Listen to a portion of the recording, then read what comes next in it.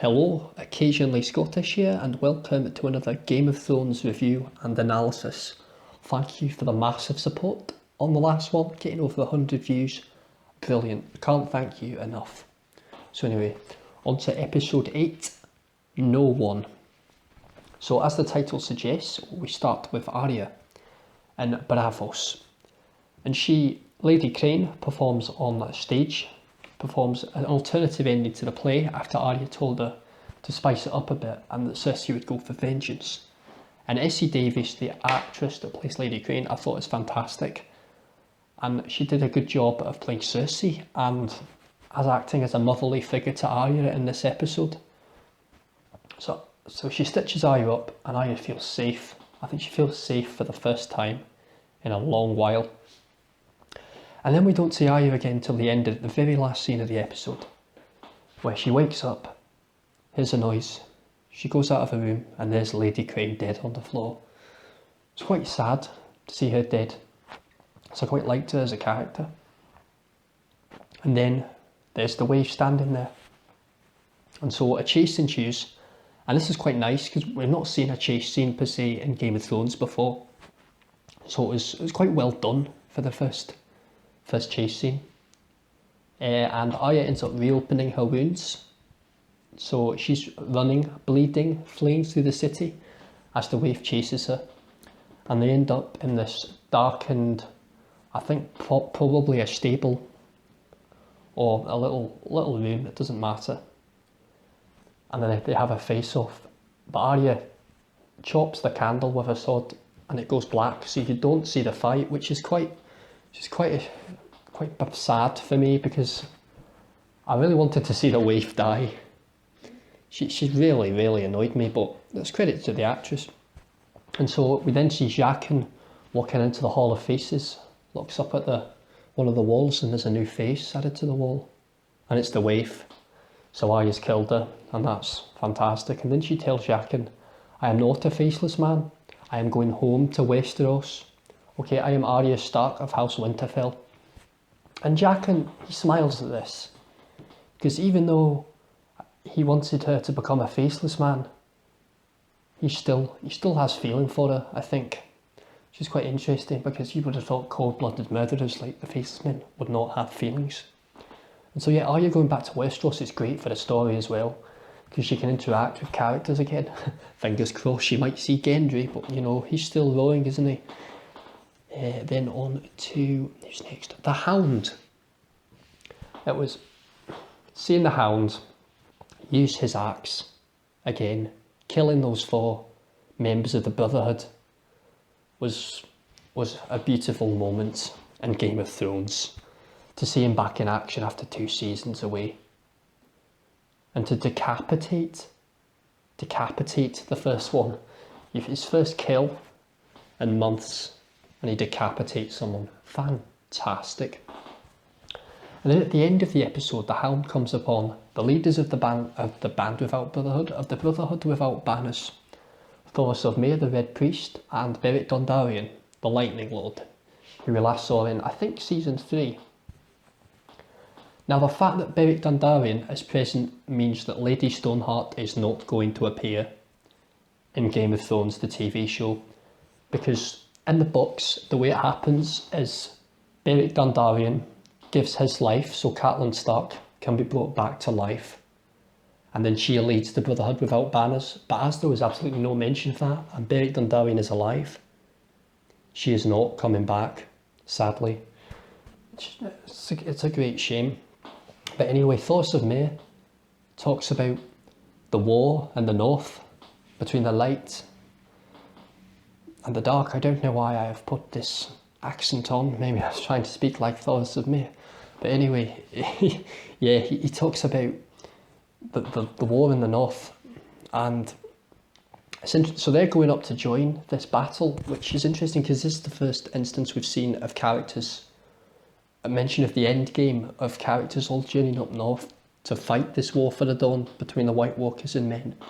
So that was quite nice. And then the Hound mentions chicken. I would have preferred chicken.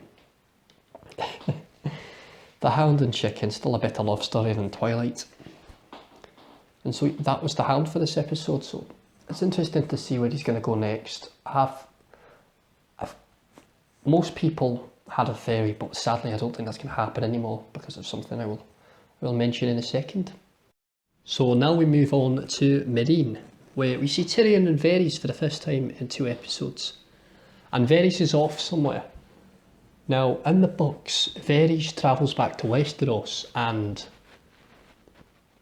it's the epilogue of A Feast of the Crows, I think, which is the 4th book, and Kevin Lannister is in the Tower of the Hand, and Varys appears. His little birds stab Kevin to death as a white raven that signals winter is coming arrives, and Varys. In the books he mentions someone else, but I feel like he's going to talk to him about Daenerys. So that's where I think Varys is off to. I think he's off to Westeros to complete part of that book storyline. And then we have one of the funniest Game of Thrones scenes we've had, with Missandei, Grey Worm and Tyrion telling jokes. And honestly, it is some Michael McIntyre level comedy. It's absolutely diabolical. It's just dreadful. No offence to anybody that likes Michael McIntyre, but that's just my opinion. And so they get drunk, and then we hear bells. Oh yeah, they get drunk. He makes them drink wine, which is the first time that Missandei and Grey Worm have properly drunk it. And then we hear the warning bells, and we see that the slave masters are attacking Meereen. And that is where we are left this episode. We just see the attack. We see them flinging fiery catapults. So I'm presuming the Ironborn are going to arrive and take them in the rear. That sounds a bit dodgy. And destroy them. Thus earning Daenerys' respect so that they can take her back to Westeros.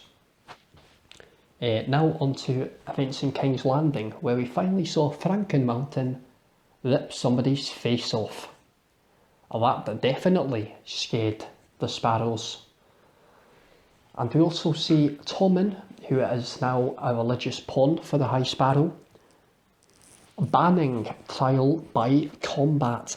Now that means that Clegane Bowl, the hypiest hype ever, is off, because that would have required a trial by combat.